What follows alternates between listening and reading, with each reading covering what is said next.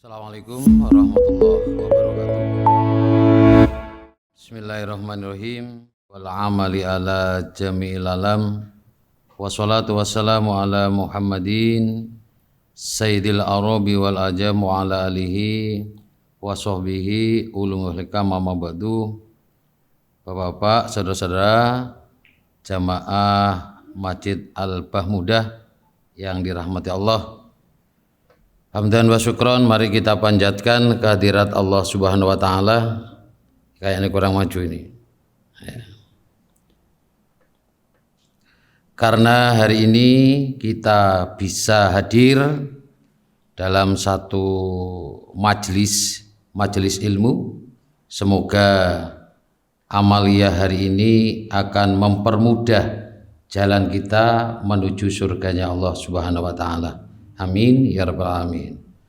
Salat wa salam semoga tetap tercurahkan kepada junjungan Nabi kita Muhammad sallallahu alaihi wasallam. Hadirin yang dirahmati Allah, hari ini saya ingin sampaikan tema fitnah kehidupan akhir zaman. Inspirasinya dari surat Al-Kahfi. Kalau kita melihat di surat Al-Kahfi itu ada 4 fitnah. Yang pertama fitnah iman. Dikisahkan oleh Allah dengan kisah Ashabul Kahfi. Kemudian fitnah kedua tentang ilmu. Kisahnya Nabi Musa alaihissalam dengan Nabi Khidir. Nah, di tafsir itu Nabi Khidir. Kalau di Al-Qur'annya nggak ada Nabi Khidirnya. Ya. Kemudian yang ketiga tentang fitnah dunia. Ya ini saya nanti ingin saya sampaikan, yaitu pemilik 2 kebun.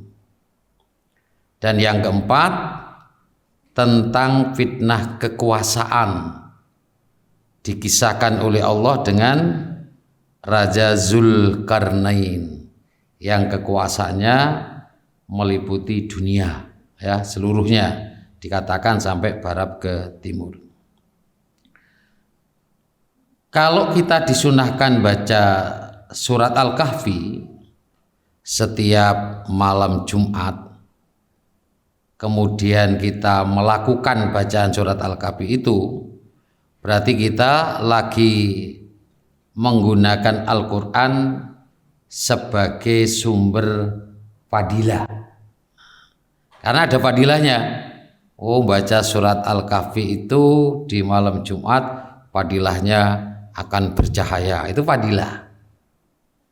Tapi kalau umat Islam hanya berhenti dibaca saja, kemudian tidak mentadaburi surat Al-Kahfi itu, maka kita tidak akan mendapatkan yang namanya sumber hidayah.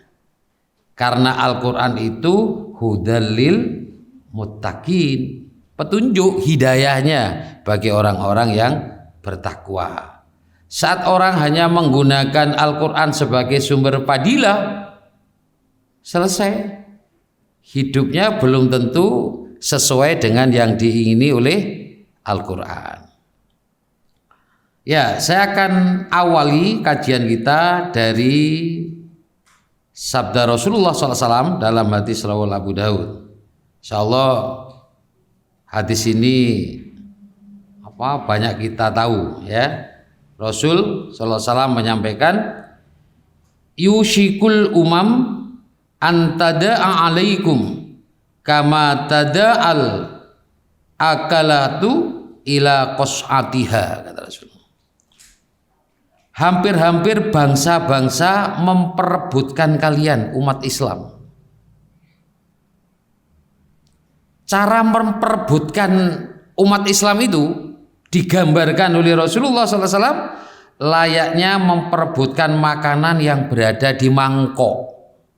Makanan di mangkok yang merebut akeh sak mangkok. Kalau sak talam itu agak besar ya. Ini sak mangkok yang diperbutkan. Jadi kayak nggak ada harganya ini ya, diperbutkan kayak gitu.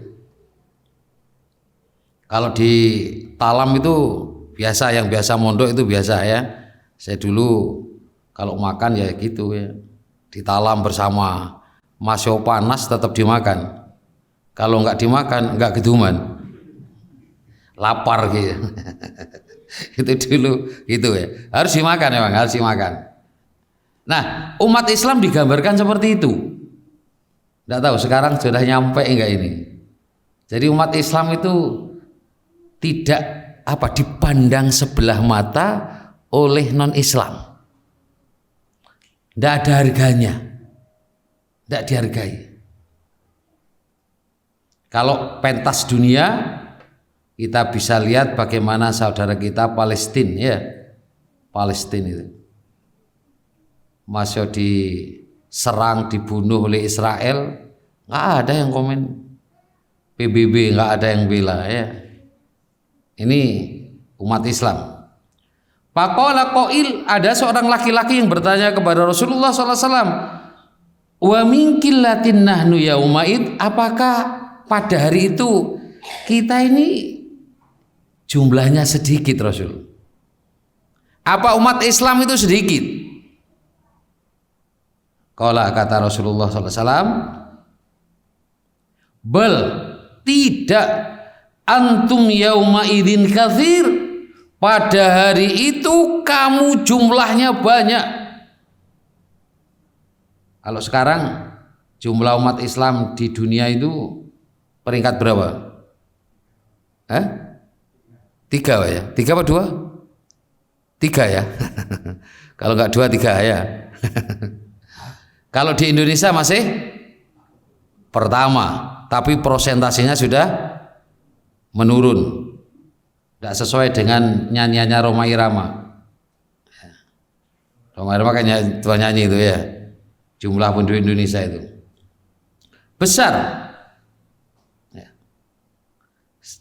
Coba kita lihat saat ada orang yang membakar Al-Quran di Swedia, tidak berkutik karena di negara itu dibebaskan, menghina siapapun boleh gitu ya.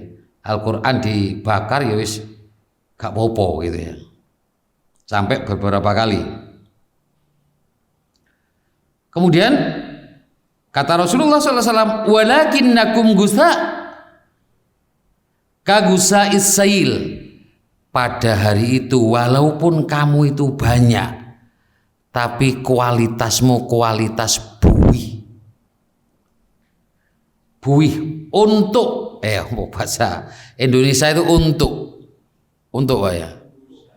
Busa, bahasa Indonesia busa. Orang Madura apa itu Pak? Ada yang Madura ini Pak? Kayak busa, buih. Mau apa di orang Madura bahasa Indonesia buih. Busa. Kayak busa itu. Busa itu kemanapun yang nerbangkan arus ikut saja busa itu. Dia tidak punya pendirian, terus saja ikut. Kalau banyak yang ke barat, banyak ke timur, nah itu ya, tidak punya pendirian sama sekali. Kemudian kata Rasulullah SAW, karena kualitas umat Islam pada saat seperti kualitas buih, wala yanza'annallahu min suduri adwikum al-mahabbah minkum, dicabut di dalam dada musuh-musuh Islam itu tidak ada rasa takut. Tidak ada rasa takut kepada orang Islam, enggak wedi, tidak ada rasa takut sama sekali.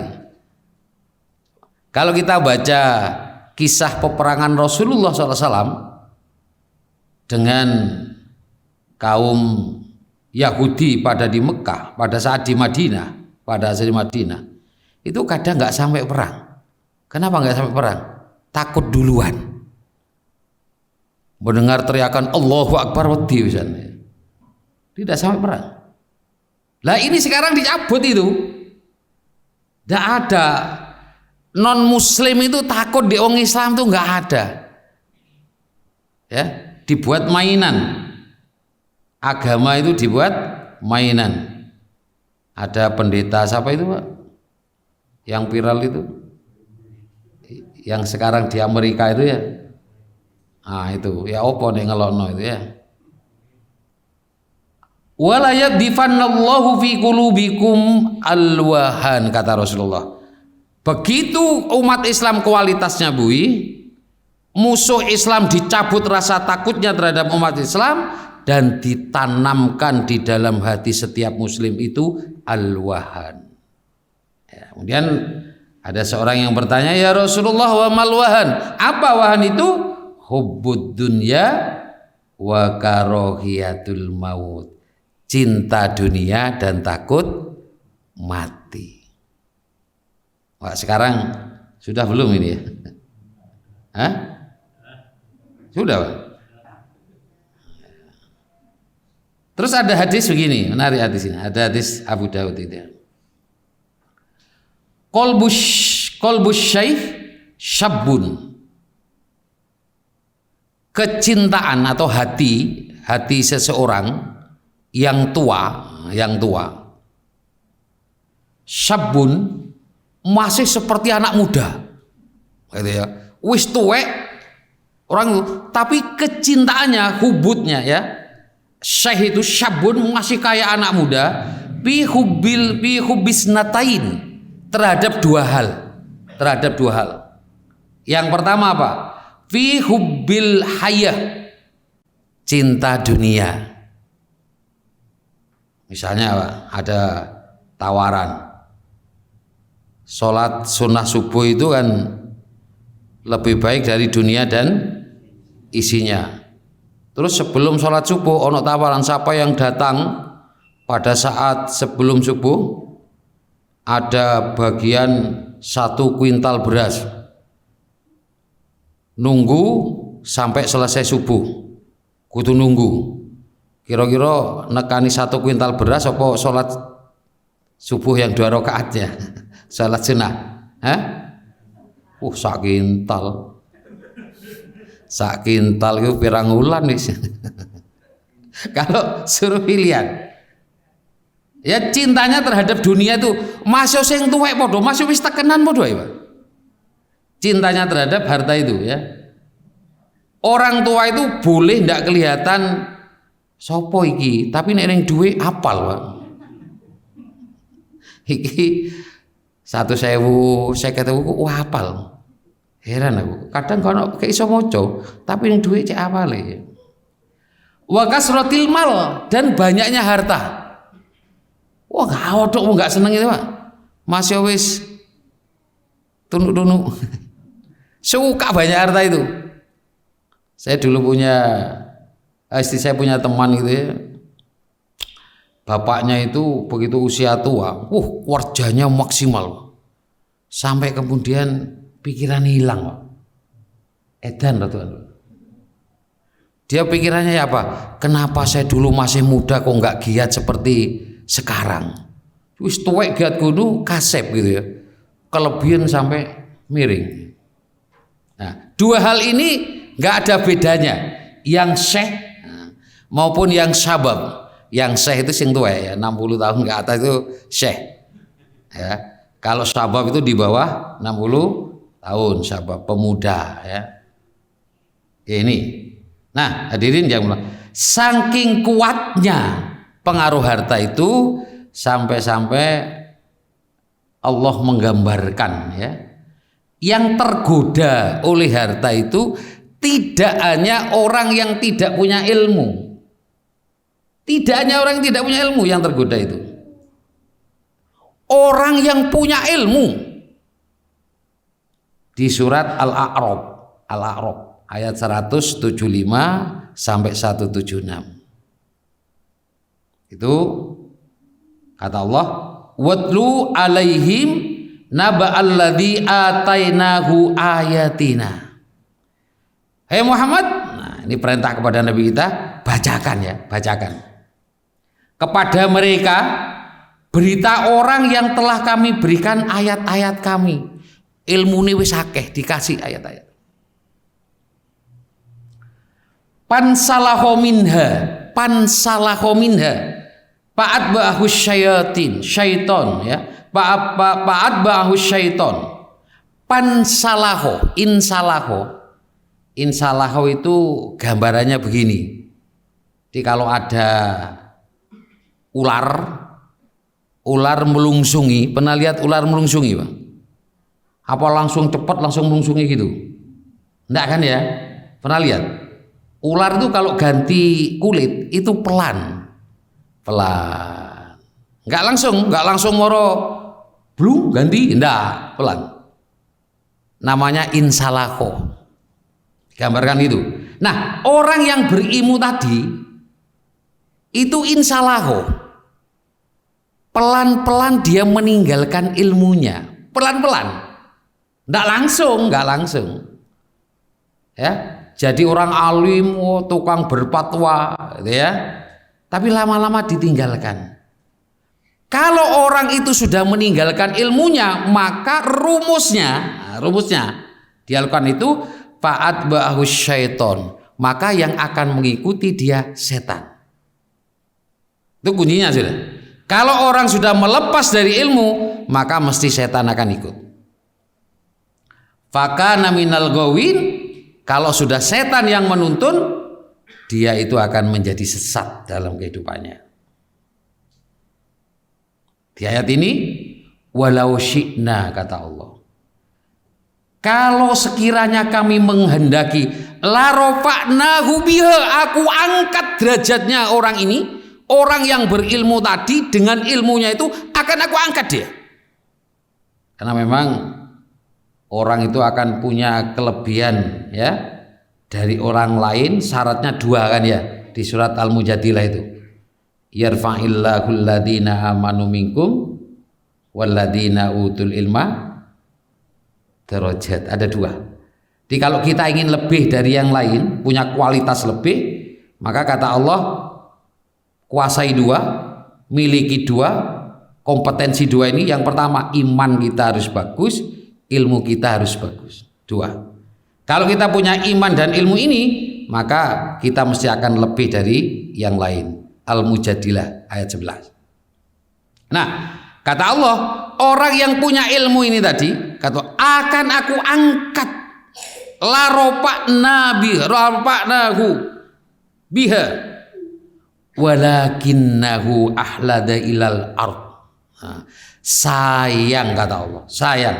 Orang ini, orang yang punya itu ahlada, saking cintanya sampai dikatakan ahlada ilal ard. Dia cinta kepada dunia, wattaba'a hawa, dan dia mengikuti hawa nafsunya, keinginannya.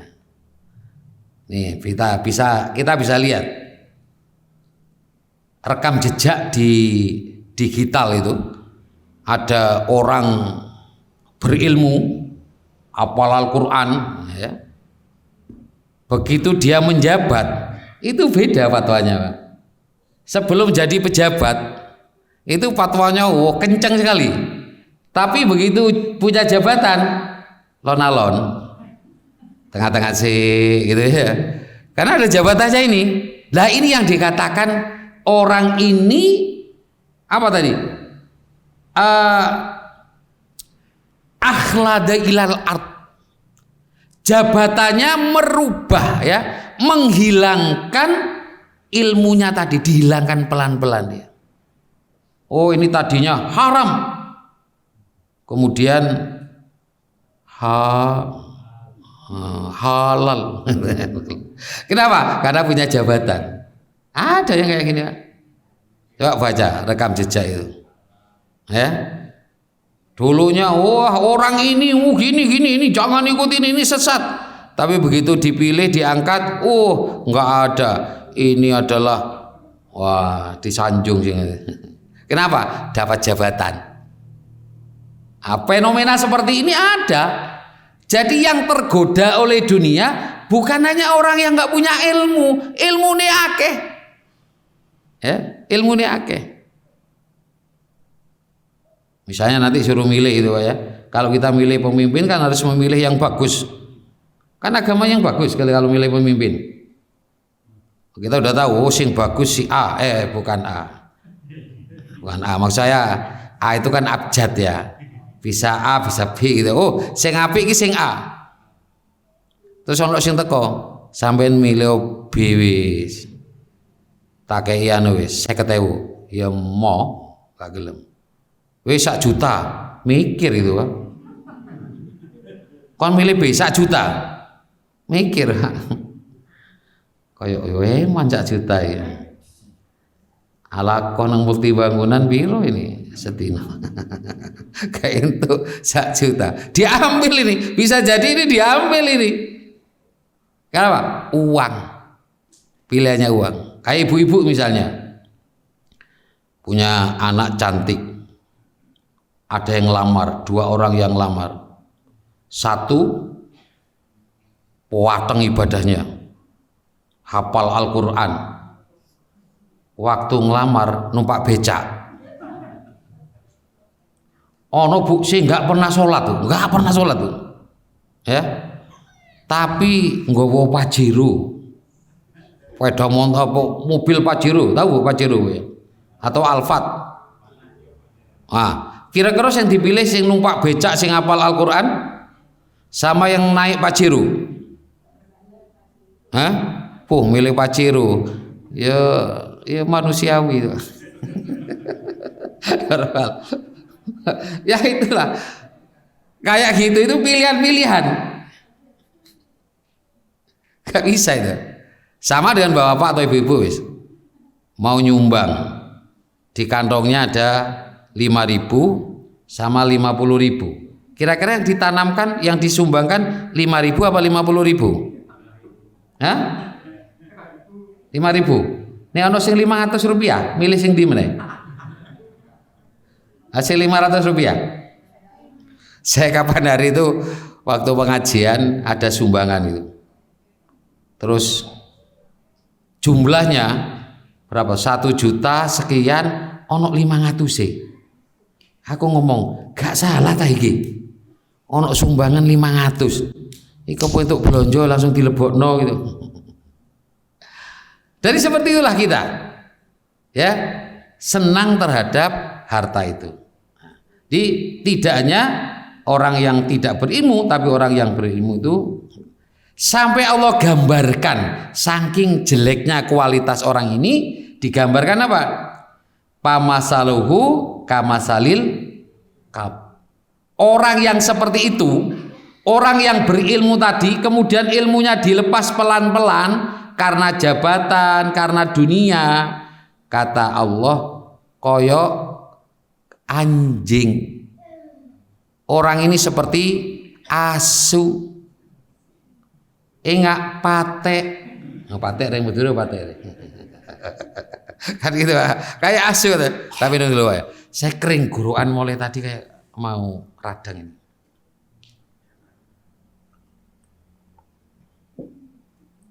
Nah, kemudian intahmil alaiha yalkhas. Nah, anjing itu digambarkan jika kamu menghalonya dijulurkan lidahnya.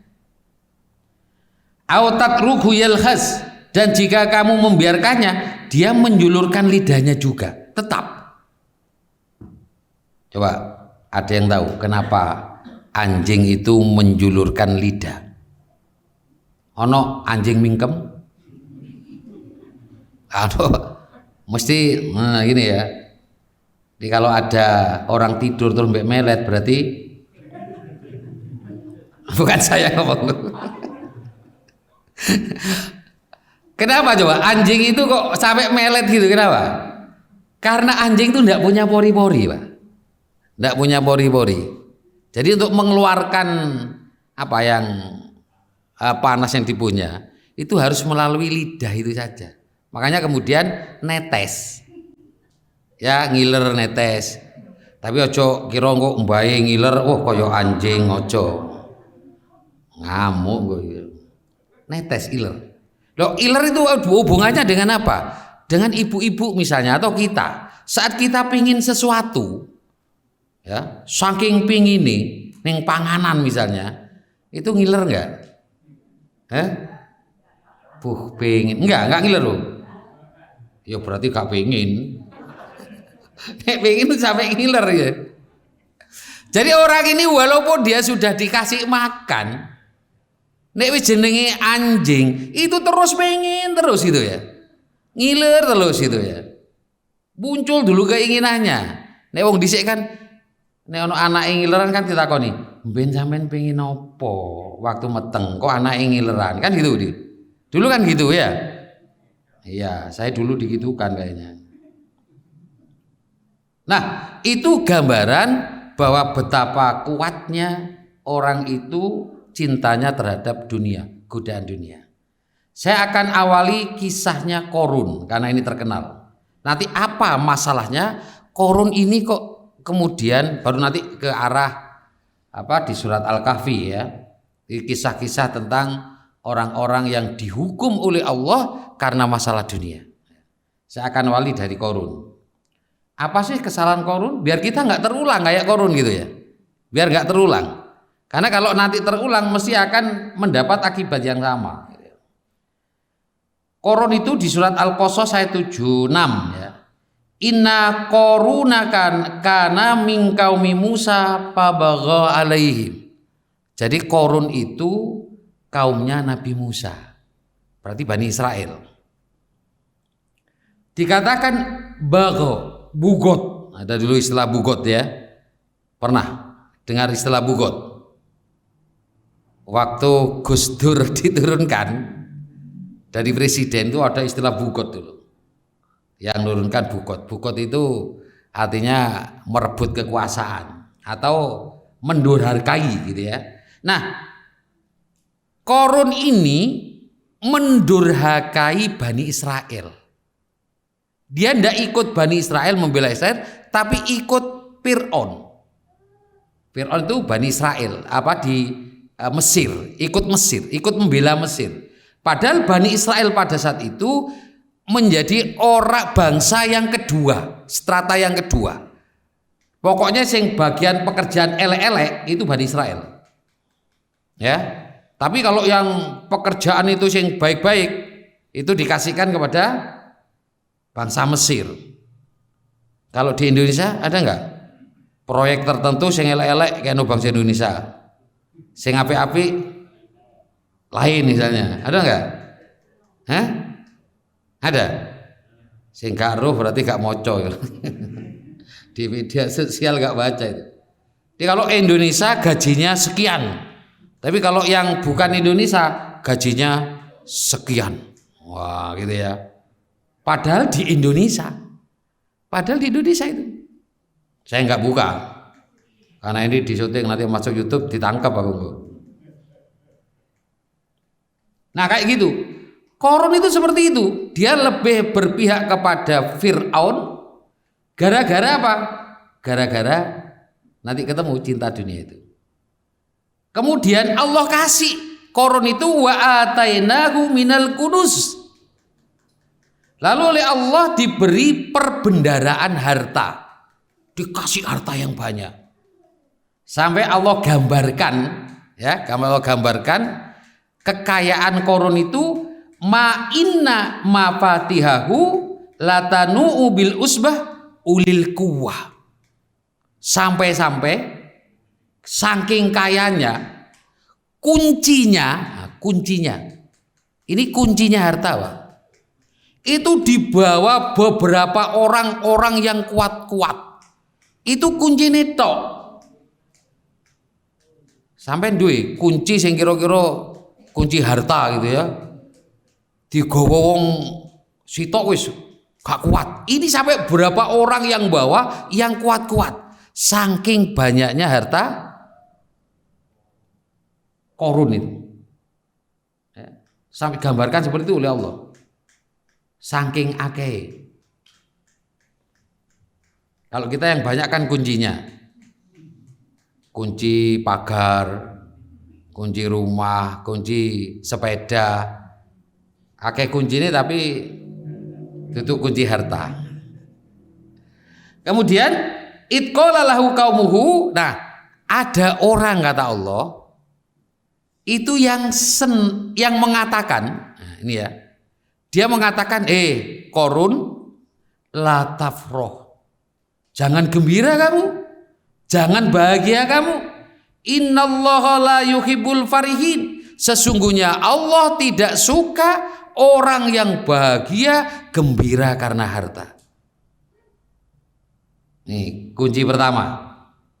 Jadi kalau kita sudah senang dengan harta kita, bangga dengan harta kita yang kita miliki, wis ngikut Qarun berarti.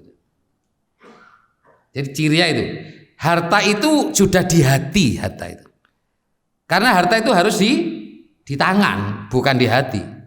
Harta itu fasilitas hidup, bukan tujuan hidup. Maka saat orang kita bisa lihat ya, harta itu di hati kita atau di tangan kita. Saat ada, ya saat infak itu. Kalau ada orang minta infak itu kita yakin nggak ngasih itu? Nek eman berarti ada di hati harta kita, bukan di tangan. Makanya saat orang seperti itu, maka saat yang dia seneng itu ngumpul-ngumpul harta, seneng hitung-hitung duit. Karena padahal la tafroh, tidak boleh kita bahagia senang karena harta itu yang menjadi sumber kebahagiaan kita. Karena yang jadi harta orang Islam itu kan hanya 3 ya. Jadi harta kita kan ada 3. Yang pertama yang kita makan atau yang kita minum. Kayak ini saya minum itu jadi milik saya. Kalau tak minum, kalau nggak tak minum ini belum tuh jadi milik saya. Panitia kalau diombe dewi panitia. Terus baju yang kita pakai ini adalah milik kita saat kita pakai. Kalau sudah kita meninggal sudah belum tentu jadi milik kita. Bisa jadi diberikan kepada orang lain. Ya, saya pernah itu ada tetangga yang meninggal, kemudian saya dikasih baju khusus. Ustadz, baju ini kesukaan bapak dan ini sering dibawa tawaf. Ini tak kasihkan Ustadz. Jadi bajunya yang disenangi, terus sering dibawa tawaf waktu di Mekah, itu dikasihkan saya, saking bangganya. Nah begitu dikasihkan saya, jadi milik saya sudah, bukan miliknya yang awal tadi. Yang ketiga apa? Yang kita sumbangkan di jalan Allah. Saat uang itu kita sumbangkan di jalan Allah, bisa lewat masjid, bisa disumbangkan fakir miskin, maka itu menjadi milik kita. Yang ada di rumah belum tentu. Ya, yang kita pegang belum tentu jadi milik kita. Ada teman itu ya, waktu di Puger itu beli ikan basah itu di bawah pulang. Begitu sampai di rumah, kreseke ono ikan entek, ceblok di dalam. Berarti tidak jadi miliknya, sudah dibeli, tapi waktu di bawah hilang. Nah ini ya, jadi tidak boleh kita sampai bangga karena harta. Kemudian disampaikan oleh Allah di surat Al-Qasyah 78, qala innama utituhu ala ilmi indi. Ini kesalahan Qarun yang pertama. Ya tadi itu bangga karena harta tidak boleh. Yang kedua dia mengatakan qala innama utituhu ala ilmi indi. Sesungguhnya saya dapat harta sebanyak itu karena ilmu saya. Itu ya. Jadi kalau nanti muncul maklaran, nek maklare aku mesti sukses. Podo mbek Qarun iku. Jadi kesalahan yang kedua yang dilakukan oleh Qarun karena dia merasa bahwa yang hasil itu karena dirinya. Mestinya apa yang kita lakukan kalau kita dapatkan keberhasilan? Seperti Nabi Sulaiman alaihissalam. Nabi Sulaiman itu begitu dia berdakwah kepada Ratu Balqis. Balqis apa Bilqis? Boleh dua-duanya Pak ya. Balqis boleh, Bilqis boleh. Ratu Balqis, begitu Ratu Balqis akan berangkat ke sini, Nabi Sulaiman ingin menunjukkan kekuasaannya bahwa dia itu bukan raja sembarang raja, dia kumpulkan para pejabatnya dari bangsa jin dan manusia. Jadi Nabi Sulaiman punya tentara itu tidak hanya ada manusia tapi juga jin. Kemudian dia bilang, tolong siapa yang bisa memindahkan singgasana Bilqis ini di tempatku sebelum datang Ratu Bilqisnya. Maka kemudian ada yang angkat tangan, jin ibrit, jin dari bangsa jin. Dia ngomong, saya bisa memindahkan kursi singgasana dari Bilqis itu sebelum Nabi Sulaiman berdiri dari tempat duduk. Nah, kemudian ada orang yang berilmu, dia mengatakan saya bisa memindahkan singgasana Ratu Bilqis sebelum Nabi Sulaiman matanya berkedip. Loh, lebih cepat. Di sejak dulu waktu Nabi Adam misalnya sama iblis ini kan jin juga. Iblis suruh sujud, suruh menghormat Nabi Adam, masih menang manusia sama jin itu. Pada Nabi Sulaiman sama, waktu ada pertandingan yang menang manusia. Nek kalau sekarang masih ada orang jaluk temenan sama jin, keliru. Jin itu di bawah kita sudah mesti kalah. Ya, ojo tolong ning jin gitu ya. Nah, apa kata Nabi Sulaiman? Hadza min fadli rabbik. Ini adalah karunia dari Tuhanku. Allah harus muncul saat ada kemenangan, saat ada nikmat yang kita terima. Langsung ngomong, hadza min fadli rabbi. Ini karunia dari Tuhanku. Ya, ini yang harus muncul. Jangan aku kok. Ini kalau ngomong aku kok, itu berarti Qarun, padha mbek Qarun.